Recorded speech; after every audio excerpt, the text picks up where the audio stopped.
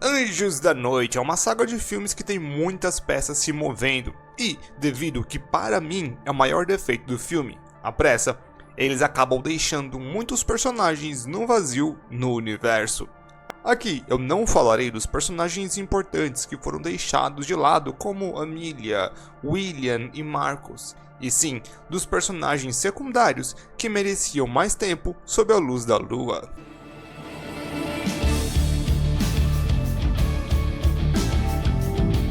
Olá, seres da noite!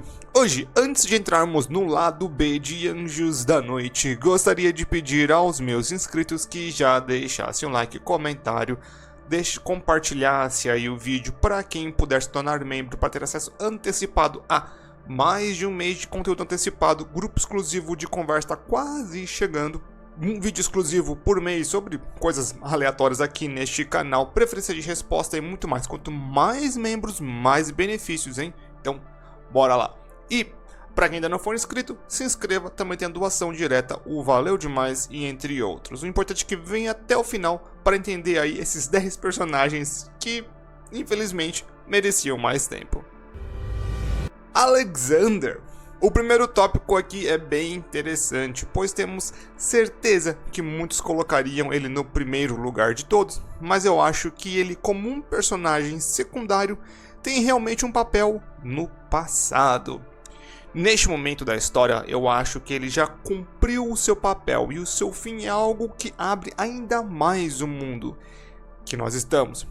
É aqui onde o conflito entre vampiros e lobisomens, ou Lycans, termina. O papel do primeiro imortal é de lenda, e essas geralmente são melhores contadas antes. Claro que se tivéssemos um reboot ou algo assim, seria um personagem que poderia ser muito mais importante e ter muito mais o que fazer, principalmente se irmos para o passado tipo realmente antigo. Jacob e Quint. Primeiro, eu sei que são dois personagens e que isso é meio roubado, mas espera aí que vai ficar bem pior no final da lista aí. E não tem como separar estes dois, na minha opinião. Eles são praticamente do mesmo contexto, o médico e o monstro. Olha, o Marius no último filme foi basicamente uma cópia mal feita do que acontece com eles, tomando o sangue de um híbrido para ficar mais forte, enquanto reúne as forças dos Lycans. Ainda que seja mais no estilo Lucian, o meio científico seria bem mais organizado. E sem contar que, para mim, a forma do Uber Lycan seria muito mais forte.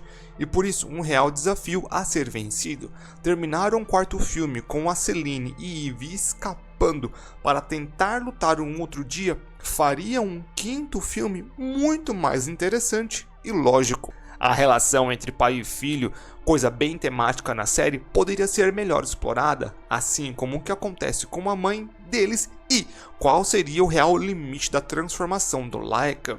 Fica tanta coisa de fora, fica tanto material mal explorado, que o Marius acaba se tornando apenas um qualquer, sim, em comparação com quem está vendo aqui. Andreas e Kraven. E vamos nós outra vez aí. Mas agora eu vou ter mesmo utilizar de coisas por detrás dos bastidores, pois Andreas e o Kraven, ou vice-versa, são o mesmo personagem.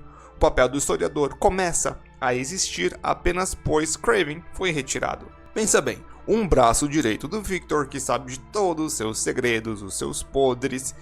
Então, como é que o Kraven não aparece antes? A ideia é bem simples, ele foi substituído, ou seja, os dois seriam o mesmo personagem.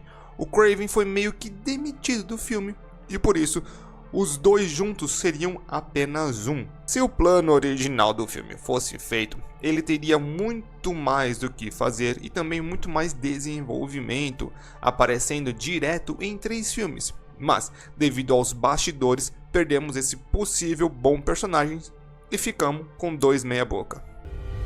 Os Lycans de Lucian. Agora o negócio realmente fica totalmente bagunçado.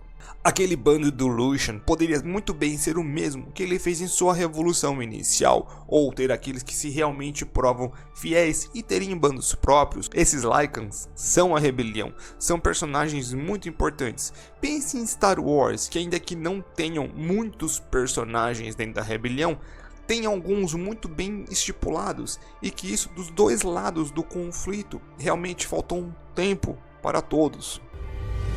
O pai da Lina, o Vidar. Vamos então voltar para algo um tanto mais normal e esperado para uma lista dessas, ainda que para mim ele representa um tipo de personagem ainda mais importante, aqueles que têm ligação direta com Amelia.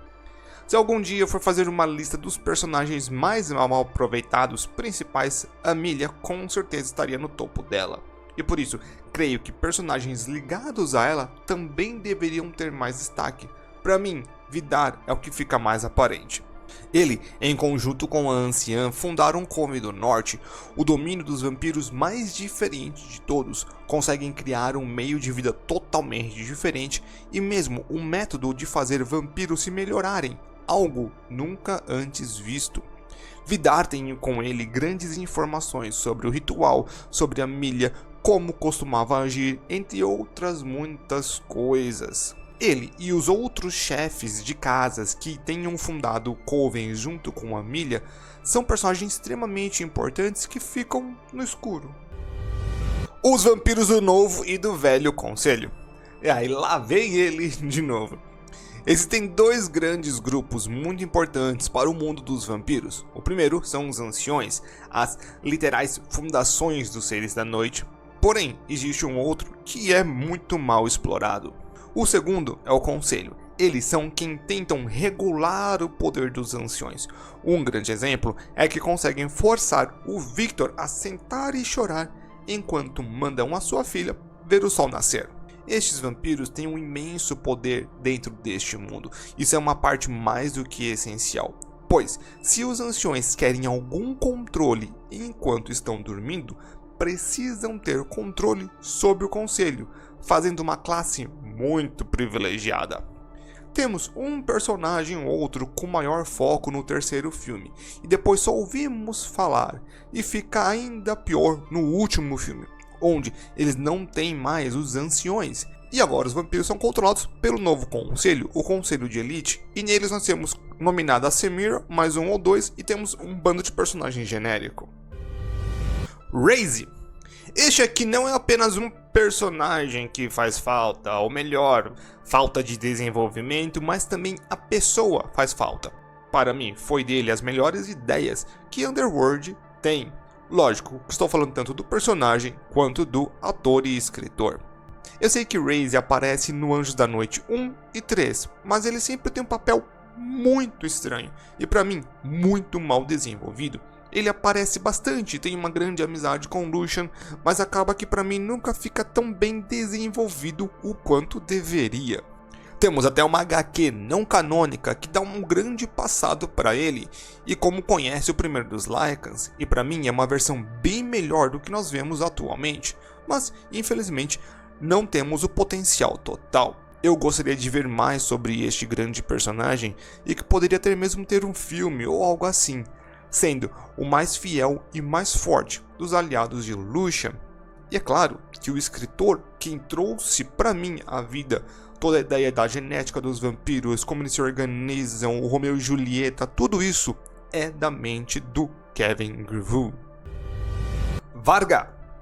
Este personagem, para quem viu as lutas mais importantes de todas, sabem que Varga tem uma grande importância para o novo mundo de Anjos da Noite. Se ele seria o mercador-chefe onde Semira governa, ele, de começo, se demonstra totalmente fiel, mas vamos descobrir que ele não é fiel a Semira, e sim à casa. Assim como Vidar demonstra que aqueles que têm algum tipo de contato com Amelia, ou pelo menos com meio de vida para os vampiros que ela fez, ficam tanto diferentes, são bem anormais, quanto em comparação com os demais. Se não fosse por ele, a virada nunca teria acontecido, e possivelmente Semira teria continuado no poder, além de deixar David escapar com Selene. Isso além de eliminar os vampiros e conseguir segurar o combate com a Super Selene. Ele é um dos personagens que merecia muito mais destaque e desenvolvimento, apesar de estar em apenas um filme e aparecer bastante. Ele é um bioquímico que tinha leucemia, que foi curado quando transformado por Lucian. Deste momento em diante, foi ele quem começa a fazer todo o processo do primeiro dos Lycans a começar a pensar.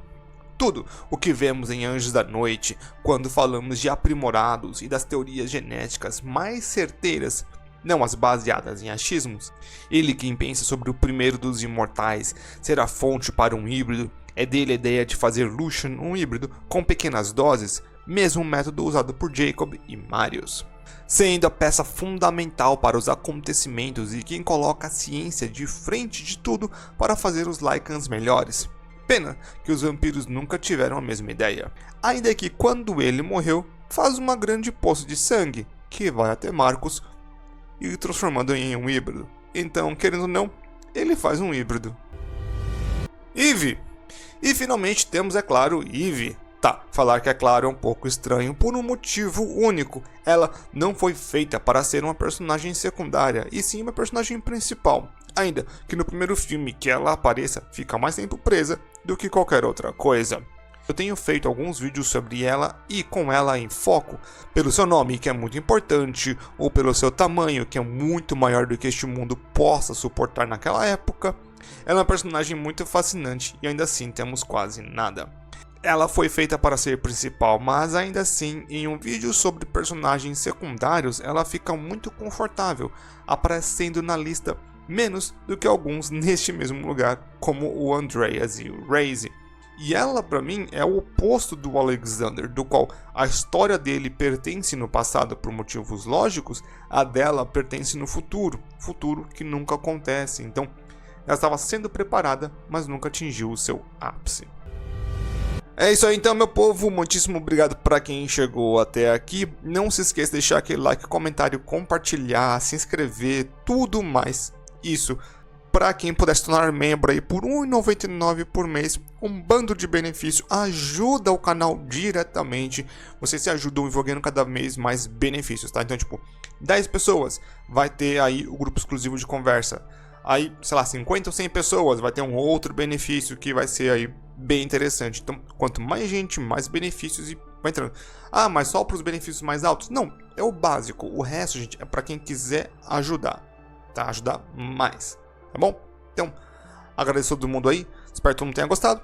Vejo todo mundo aí na próxima.